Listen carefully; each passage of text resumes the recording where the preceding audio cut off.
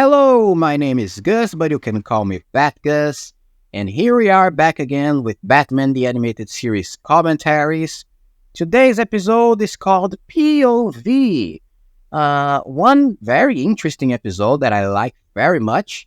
But before we start, let's do our countdown. If you are also watching the episode through your DVD box set or maybe your streaming service, you can watch it along with me in my countdown that I will do right now.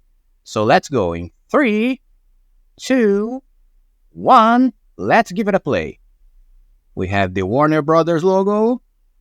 And like I said, POV is a very interesting episode because it talks about the points of view, like the title says, of 3 cops of Gotham regarding a situation that involved Batman and they busting criminal act regarding some dealings of a gang, and the 3 POVs belong to a rookie cop, Renee Montoya, which is a very famous character in the Batman lore, a police officer also from Gotham's police department, who works for Commissioner Gordon, and Harvey Bullock, the police officer who works for Commissioner Gordon.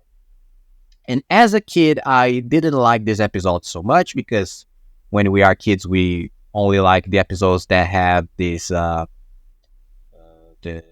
crazy villains and the action, right? The fun. So I loved the Mr. Freeze episodes, the Scarecrow episodes, but I never really liked the ones that were a little more serious and dealt with more interesting kind of adult stories. And here we have the beginning of the episode that is exactly that. We see the police car rushing through the streets, and Renee Montoya is driving it with her partner, that is the rookie cop. I don't think they mentioned his name at the episode, but anyway, we like I said, it was one of my least favorite episodes. But today, as an adult, and still as a kid who loves Batman, but as an adult in terms of age, is one of my favorite episodes. I just love the story. And we have the cops arriving at the scene of the crime, Renee Montoya and her partner, and they are on a kind of a warehouse that is on fire, right? And they find Harvey Bullock already at the scene, and he's kind of unconscious, almost unconscious. So something happened right here, and Renee Montoya already demands an answer from Bullock why he didn't wait for them, because they are the backup, right? So they were called to the scene because they were the backup of this crime. And they see some criminals leaving the warehouse from a window outside, and they split. The Renee Montoya takes one side of the warehouse while the rookie takes another, and Harvey Bullock kind of wakes up from his unconsciousness, and he sees the Batman on top of the warehouse, watching the scene from afar, and it's a very cool scene because Batman is a silhouette with all this fire around him, so it's a very cool scene. Then we advance some in the timeline of the episode. We go further into the events where we have a guy from the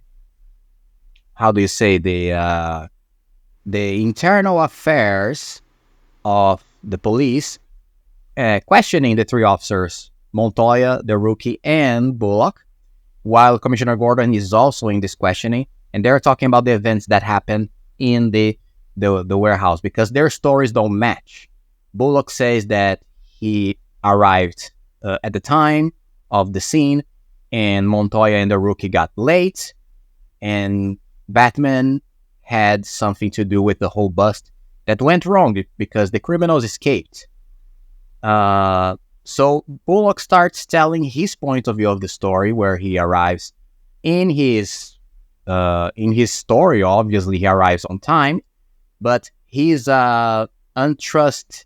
How do you say that? There's a thing, a term for that in English, where is you are unreliable narrator. That's right. You are an unreliable narrator because the things that he tells to the internal affairs officer are not the events that we see on the screen. And this is it is played a little for laughs, but also to say that Bullock is not very reliable in terms of his own story. I mean, there's nothing really criminal that he does or something corrupt in the real events that he narrates, but he's a clumsy guy, right? So we see him stumbling on the hall of the warehouse while he's trying to get the criminals by surprise, and he blames Batman in the story, saying, "Oh, Batman made the noise, so the criminals spotted me," and then he tries to arrest the criminals, but he starts to run from them in the story. Then we have this fight. Bullock fights the gang members. There is this very interesting scene where the guy comes to him with an axe and he almost gets hit by the axe, but he pushes the guy back and the axe hits a electric box. Some sparks fly out of the box and starts the fire in the warehouse. So the fire was actually started by Bullock, right? But he doesn't tell this in the story, obviously, right? He will always put the blame on the Batman, which I guess is a kind of a criminal thing to do, lying under oath for the internal affairs officer, but they don't make a big deal of it in this episode. And it's a very well drawn episode, by the way. The animation in this episode is so good. And this is a theme that also happens in Batman the Animated Series. Some episodes had a great quality of animation, just perfect animation. Like here, the fire in this scene is so good, so great. With different layers of fire, some more brighter. I mean, some brighter than the other in terms of flames and smoke. All this animation is just flawless. And anyway, so Bullock gets trapped in the fire while the criminals escape. And he says the Batman was the one who caused the whole problems, because he was the one who messed the whole thing up. But in the actual events, we see that Batman enters the warehouse and he's the one who takes him out of there. So when we find Bullock in the beginning of the episode outside the warehouse, almost unconscious, is because Batman was the one who saved him from his own clumsy actions. Then we go back to the questioning. By the way, the internal affairs officer is one big prick this episode, right? Because he wants to get one of these cops and he wants to get them out of the streets by any means necessary, right? So, and Commissioner Gordon is pretty aware of this, and he's trying to calm the situations down in order to get to the bottom of the situation, and with calm and patience. And he trusts his officers, right? So he also has to deal with this internal affairs officer in order to get the truth out of the situation, but be able to prevent them from getting into trouble. Anyway, we now go to the story of the rookie guy. Once he split from Montoya in the beginning of the episode, and he is going at the back of the warehouse. We see him stumbling into the car of the criminals that are running away from the scene, and the car runs towards him. Then Batman gets into the middle of the situation. He shows up, and one of the most interesting things about this scene is that Batman uses some gadgets to get the car out of the way. He throws these balls with spikes on the floor, and this pierces the tires of the car, and the car loses the driver loses control of the car, and the car flips on this narrow street.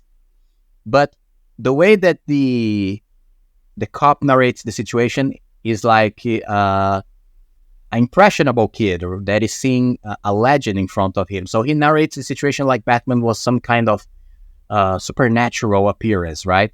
So when Batman throws the balls with spikes, he throws these stars out of his hand.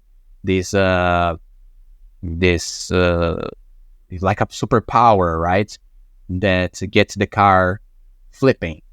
Also, Batman was able to shoot the grappling hook into the door of the car to take the criminals out of it. And he also activated a device that has an electric shock, and the electric shock was shot to the door for him to be able to rip the door easily. And the kid says in his story that he pointed his hands to the car, and this electric shock came out of his hands to rip the door out of the vehicle. And it's also very funny because his vision is of the one of a little boy watching a legend in front of him, right? So it's another great version of the story. Then we go to the Montoya's version of the story, where she insists that they were not late, and she and her partner to the scene. Bullock arrived early to the bust. She enters the warehouse, finds some guys in there. Explosions are still happening, fire spreading all around. There is a little fight between her and the criminals. She loses her gun. One of the criminals charges upon her with a drilling machine, with a big drilling machine, by the way, and Batman shows up in the scene to fight these criminals and help her. She actually mentions in her story that Batman must have got a second life after he was knocked down in Bullock's story, because, like Bullock said, the Batman was knocked down by the criminals. I forgot to mention this. In his story, Bullock says that Batman was knocked down by the criminals and that he saved him. So when he appears now in Montoya's story, the events are after this. So she gets surprised that Batman is alive and says that he must have gotten a second life to help her. But eventually, something very terrible happens, at least in her point of view, that Batman, he pushes her out of the way to save her from some fire debris that is falling from the ceiling, and the debris falls on Batman, and he disappears in the middle of the fire. So in her memory, or in her story, Batman is probably dead, and she tells this in the questioning. So none of the stories take the situation, they lead the situation to nowhere, right? So the internal affairs officer demands that they give their badges away and their guns. So they are, for now, dismissed from the force. And unfortunately, Gordon cannot do anything about it. So there is this this great scene of them putting the badges and the guns over the table of the internal affairs officer. And it's a great scene because shows that sometimes in the police department, there's also no real justice, right? Or at least the people who are trying to do the right thing sometimes don't get real treatment, or fair treatment, should I say. Then we have this great scene where Montoya is in the train, and I just love this animation. I'm sorry to keep going back to this, but it's so good to see these casual scenes of the Gotham City people in the trains, and you know, it's not just background animation. It looks like it's a real uh, a real place with real people, right? And she's taking these notes, trying to figure out on her own the clues that she has in order to decipher what the hell happened in her own conception until now. And she eventually gets a conclusion that the criminals probably escaped the docks of Gotham. So she goes to the docks of Gotham to try to discover more things, and she ends up finding Batman there. He's being held by the criminals while they continue their own deals, right? They are transporting, I think, his diamonds. I have to remember now. I think this will probably be revealed in a few minutes. But we have these guys holding Batman captive, and one of them is messing with his belt, and we see this protective measure of the belt that it releases a paint into the guy's face. It's a very funny scene. So Batman reveals that he is ahead of the game all the time. He wanted to be held captive because once one of the goons says that their boss is about to arrive, he just releases himself with a knife, cutting the rope. And then we have this, I think, an amazing final fight in this episode, because we have him fighting the criminals, and Montoya joins him. They fight together against these goons. It's just great. A great episode for this character, Montoya, which I don't think there are other episodes focused on her in this series. But we do have more stories of this character on the comics. I'm sure of that. And I think in the future animation Batman the Caped Crusader, which I will probably know, I will for sure comment here on this playlist. She will have episodes focused on her as well. We already know that. Anyway, we have the fight goes on. It's a very funny fight, although it's a serious fight. It's also a funny fight because it's more like it's what this cartoon is supposed to be, right? It's an adult show that kids can watch. So the fights are pretty realistic, although there are some funny and quirky stuff, like the guy who is dropped into the water of the docks, and he tries to go back all the time by climbing the stairs, and every time he tries to climb back up, some other guy that Batman threw on the water falls on him, and he falls again into the water. It's just great. We had this great scene where Batman grabs Montoya and he hook them to a crane high above their heads, and he leaves her there to protect her. And this is gonna play later into the scene, because we're gonna have in the final resolution, we're gonna have Montoya using the crane to help Batman as well. So we have the one of the goons have a table around his head with his head stuck inside, because the Batman just hit him with the table. And he's surrounded. Batman is surrounded, and now, like I said, Montoya is gonna use the crane to help him. She releases a huge box over their heads. The box goes through the dock, and all of them fall into the water underneath the dock because of the hole that she made. Great scene, just a great scene. And then we have the boss of the criminal gang that is not is not revealed in this episode. He's always in the dark, but he's on the ship beside the dock, and he's leaving the scene because he needs to escape from the cops. And then we have, I really love this scene where a guy, one of the goon that was trying to climb the stairs back to the dock, he finally manages to climb them, and he comes towards Batman with this vehicle, this, I don't know the name of this kind of a forklift vehicle, right? And Batman jumps on the thing, they fight.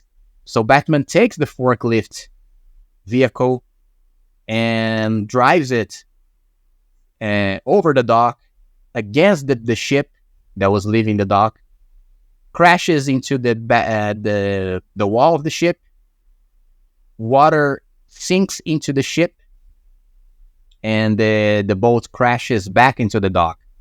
So now the boss of the criminal gang starts to leave the boat and tries to escape, but Montoya uses the crane that has this big, again, I will not know how to say this, but this big arm that gets the boss and traps him inside the big arm. And this is it. They win. The pair of Montoya and Batman beat the criminals. They give a thumbs up for each other, which is very cute. And then we have the resolution of the episode where Gordon congratulates Montoya. And that was the real bust of the episode. But then the internal affairs officer arrives at the scene, and he's trying to get them in some dirty situation again, but Gordon doesn't have it, right? He's just a badass. He gets the guy and says, just get out of here. My cops are the best. They busted the scene, takes their badges back from the guy, pushes him aside in a very badass manner, and gives the badges back to the cops.